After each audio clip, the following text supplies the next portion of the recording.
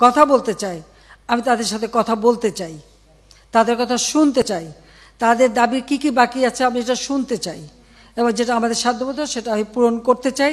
আমি এই সংঘাত চাই না। তারা যদি বসতে চায় আমার সঙ্গে, এই আন্দোলনকারীরা, কোটা আন্দোলনকারীরা, আমি তাদের সাথে বসবো, তাদের কথা শুনবো, তাদের দাবি দেওয়া এ পর্যন্ত যা মেনে নিয়েছে আরও কিছু আছে কিনা সেটা হয়তো শুনতে হবে। এবং আপনাদের সামনে আমি বলতে চাচ্ছি যেটা দেশবাসীরও জানা উচিত যে আমি কখনোই আমার দরজা বন্ধ করিনি।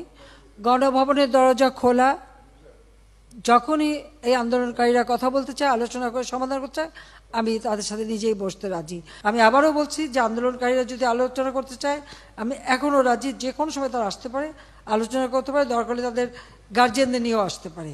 সার্বজনীন পেনশন স্কিম, এটা কিন্তু 2008-এর নির্বাচনী স্তরে আমাদের ছিল যে আমরা এটা করব।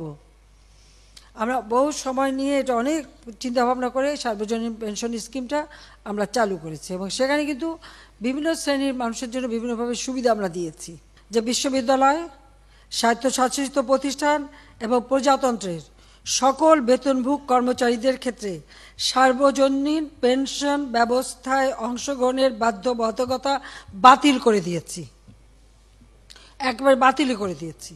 বিচার বিভাগে যে তদন্ত কমিটি করেছিলাম, আমি কিন্তু কারো দাবির অপেক্ষা রাখিনি, কারণ আমি চাই যারা এর সঙ্গে জড়িত, সে যেই হোক, সে পুলিশই হোক বা অন্য যে কেউ হোক, যারা অস্ত্রধারী, যারা এই ধরনের ঘটনা ঘটায়, তাদের সকলেরই তদন্ত হোক, বিচার হোক। এবং এই যে সমস্ত জিনিস জ্বালাও পোড়াও সবগুলি, শুধু ঢাকা না, যে কয়টা জায়গায় এই ধরনের ধ্বংসাত্মক কার্যকলাপ হয়েছে সেগুলি যেন তদন্ত করে যথাযথ বিচার হবে। তার জন্য আমি যে জুডিশিয়াল কমিটি করে দিয়েছিলাম, সেটা আরও 2 জন নিয়োগ দিয়ে এটাকে 3 সদস্য বিশিষ্ট আমরা করে তাদের কর্মপরিধিটাও বাড়ালাম, সময়টাও বাড়িয়ে দিলাম, যাতে যথাযথভাবে এটা তদন্ত হয়। আমি চাই যে ধরনের অন্যায় বা হত্যাকাণ্ড যারাই ঘটাক, তারা তো আমার দেশের নাগরিক। সে পুলিশ হোক, একটা শিশু হোক, একটা মানুষ হোক, সে সন্ত্রাসী হোক, ডাকাত হোক বা ছাত্র হোক, যাই হোক, এ দেশের নাগরিক। আমি এর যথাযথ তদন্ত করে তাদের বিচার হবে, আমি সেটাই চাই। যে হত্যাকাণ্ডের সাথে জড়িতদের অবশ্যই বিচার করা হবে।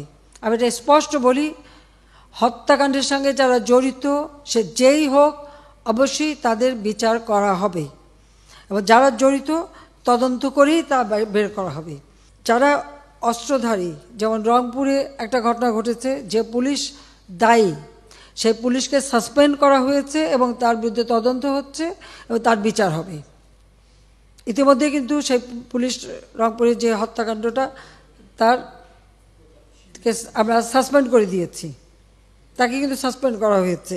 অ্যারেস্ট যারা করা হয়েছে তাদের মধ্য থেকে যারা ছাত্র ছিল, পরীক্ষার্থী, তাদের সবাইকে কিন্তু জামিন দিয়ে ছেড়ে দেওয়া হয়েছে।